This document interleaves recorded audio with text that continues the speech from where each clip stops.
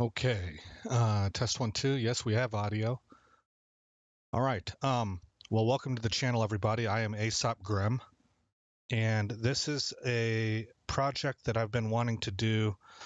I felt compelled to put it in the public sphere because I think it's such a useful book. I was going to read it anyway, and so I figured why not just do a live reading and kind of I don't know, perhaps something like a podcast style where I also have maybe I throw in some of my own thoughts, but mostly it's just going to be reading.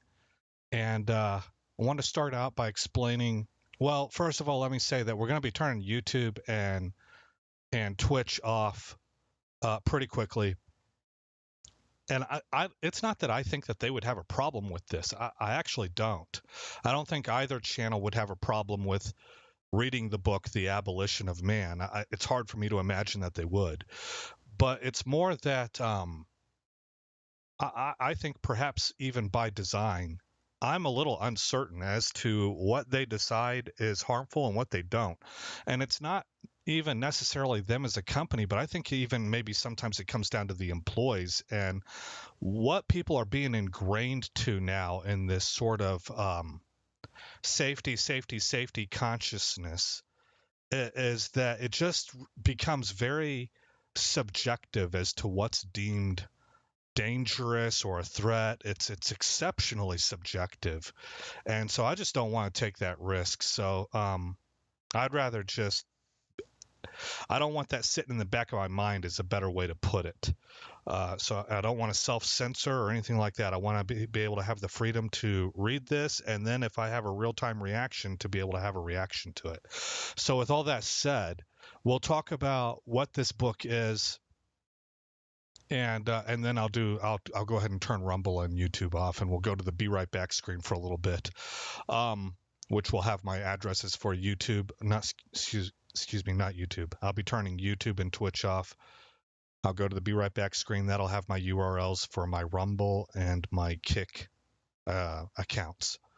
Okay, so the Abolition of Man.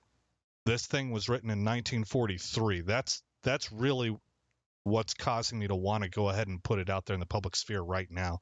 I think the younger you are, the more useful it is.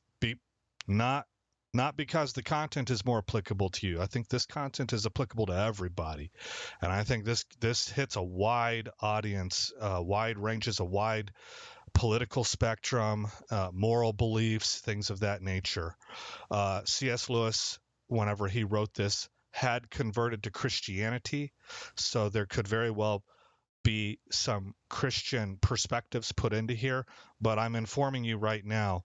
In order to grasp this concept, you don't have to be a Christian. You don't have to believe in it. You could disagree with it. You could have a different religion. You could have no religion. The concept is palatable to everybody. And I think it's very useful. The reason I say that I think it might be useful the younger you are, going down to perhaps the high school level. I don't think I would go past that, but into the high school level, is that I don't think this is the kind of book that you would get exposed to otherwise. Um, I think it's very unlikely. It depends on what school you're in. If you're in a classical education school, well, you might very well be you might get this, or something like it. But if not, especially if you're in a public school, we are in a climate right now where there just seems to be very few real teachers and an overrepresentation of activists who have an agenda and an axe to grind more than a desire to teach kids how to think. And that's important. Teach people how to think, not what to think.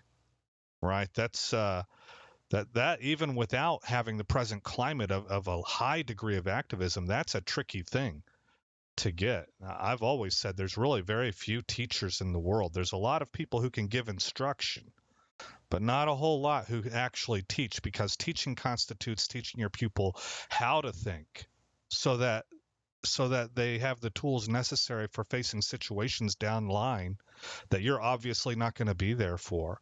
It's more important than teaching them what to think, with the exception of a few fields, things like math, or science-based, rigorous, engineering, things like that. You have exact how-tos. Okay, but let's go ahead and crack this book open. I do not have a webcam or anything, guys, so it's just me reading it. And like I said, I wanted to do this myself anyway, and just decided I might as well make it public. So it says, we're going to be turning YouTube and Twitch off here momentarily, but I'll open it up with this. The Abolition of Man, or Reflections on Education, with special reference to the teaching of English in the upper forms of schools. I forgot to tell you, the reason I think this is really good for anybody out there, and the younger the better, is because it was written in 1943, and yet you're going to see exactly how clairvoyant, prescient, are these the right words? How applicable, how remarkably applicable it is to our current timeline, in my opinion. All right, so the title is The Abolition of Man, or Reflections on Education, with special reference to the teaching of English in the upper forms of schools.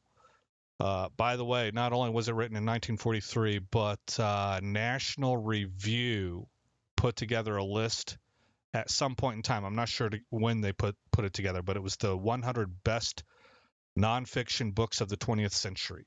That's what the list was titled. And this came in at number 7. And it says the book warns that if any one age attains by eugenics and scientific education the power to make its descendants what it pleases, all men who live after it will be the patients of that power, like a medical patient. So I just flipped the page. On page 2, it says, the master said, he who sets to work on a different strand destroys the whole fabric. And that is a quote from Confucius from the Analects. I guess it says 11.16, I think. Yeah, I think that's 11.16 as opposed to Roman numeral 2. I couldn't imagine Confucius using Roman numeral 2. And then the table of contents says the Abolition of Man contents. Chapter 1 is Men Without Chests. Chapter 2 is The Way. And then Chapter 3 is the Abolition of Man. Appendix, illustrations of the Tao. The Tao is a concept from Chinese culture that C.S. Lewis uses to illustrate what truth is. He says that it's illustrated across multiple cultures. So that's it. Chapter 1, Men Without Chests. Chapter 2, The Way. Chapter 3, The Abolition of Man. The Abolition of Man is what we're wanting to get to, but he sets the argument up in chapters 1 and chapter 2 before delivering his actual the main content of this paper. This paper. Okay, that brings me to chapter 1. We're probably not going to do a full chapter at a time. We're going to do a few paragraphs. This is dense reading. If you are in high school and you have come across this will be useful for you. This is the kind of level of reading that you're expected to be able to do at the college level. So let's go ahead and turn YouTube and Twitch off.